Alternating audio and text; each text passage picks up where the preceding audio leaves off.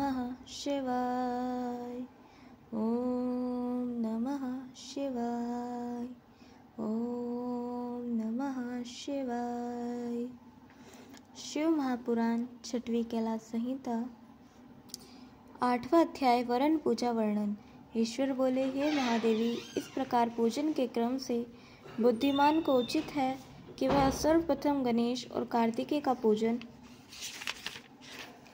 करे, फिर वेद के आदि स्वरूप महेश्वर का आवाहन कर पूर्व दिशा के भाग में कमल की कर्णिका के ऊपर चारों ओर से पूजा करे और आवो राजा नमः इस रचना से रुद्र की पूजा करे और कर्णिका के दलों में आवाहन करे। शिव को पूर्व, हर को दक्षिण, शिव को उत्तर और भव को पश्चिम दिशा के पत्र में यथाक्रम से पूजे। फिर ओम रा, ओम प, ओम ज्ञा, ओम ला, ओम अपर्ण पूर्वक आ, ओम व, ओम शा और वेद के आदि में ओम श्री बीज, इन 10 बीजों से लोकपालों को पूज, ईशान देव को दक्षिण भाग में पूजे। फिर ब्रह्मा विष्णु का साविधि षोडशोपचार से पूजन करे तथा पंचम आवरण में देवेश का आवाहन करे।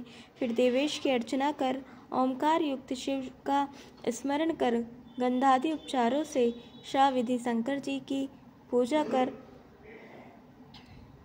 नैवेद्य चढ़ावे और आचमनीय अर्घ आदि प्रदान कर भोजन की सामग्री और तांबूल निवेदन करें।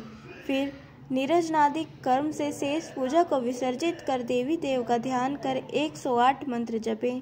फिर उठकर पुष्पांजलि ले, जो देवानिमिति उपनिषद की नारायणीय इन 6 रचनाओं का जप करें और यो वेदादु स्वर प्रोक्तः तक जपें। फिर पुष्पांजलि अर्पित कर 3 प्रदक्षिणा करें और परम भक्त से साष्टांग प्रणाम कर और इस प्रकार प्रदक्षिणा करते हुए अनेक को प्रणाम कर तथा आसन पर बैठकर शिव महेश्वर आदि के नाम 8 बार उच्चारण करके कहें कि हे भगवान, मैंने जो कुछ भी अच्छे या बुरे कर्म किए हैं, हे भगवान, हे शंभु, यह सब आप ही का आराधना किया है। ऐसा कहते हुए शंख का जल और पुष्प चढ़ावें। फिर अर्घ सहित 8 बार नाम जपें। हे देवी, इसके आगे भी मैं तुम्हारी भक्ति कहता हूँ, ध्यान से सुनो। इस प्रकार से शिव महापुराण 6वीं उमा संहिता का 8वां अध्याय समाप्त। 9वां अध्याय प्रणव पद्धति। ईश्वर बोले, हे देवी, ऐसे तो परमात्मा शंकर जी के शिव, महेश्वर, रुद्र, विष्णु, पितामह, संसारवंद, सर्वज्ञ और परमात्मा, ये 8 नाम मुख्य और नित्य प्रतिपादक हैं।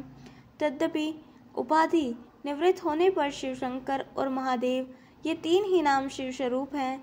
उपाधि युक्त होने से वे अनेक नाम धारण करते हैं, यथा अत्यंत परिशुद्धात्मा होने से ही उनको महादेव और सब कुलों का आधार होने से ही उन्हीं ईश्वर को शिव तत्वदर्शी महात्मा लोग शिव कहते हैं।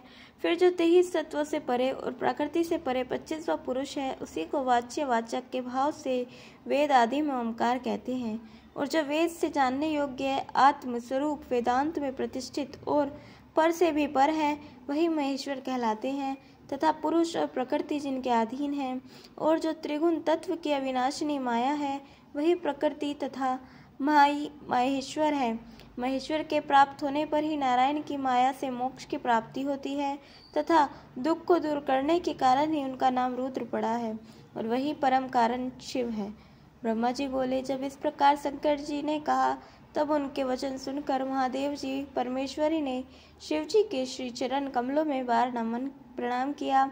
हे ब्राह्मणों, यह प्रणव अर्थ का प्रकाशन करने वाला अति गुह्य विधान मैंने तुमसे कहा, जो सर्वथा ही दुखनाशक है।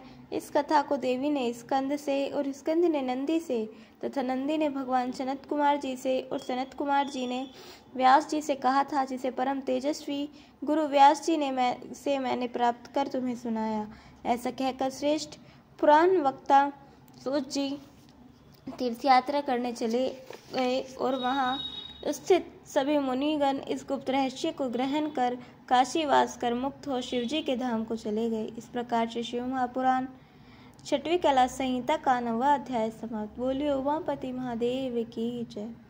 कल हम सुनेंगे 10वां अध्याय सूतोपदेश वर्णन और 11वां अध्याय वामदेव जी द्वारा ब्रह्मा निरूपण। तब तक के लिए जुड़े रहें। हर हर महादेव।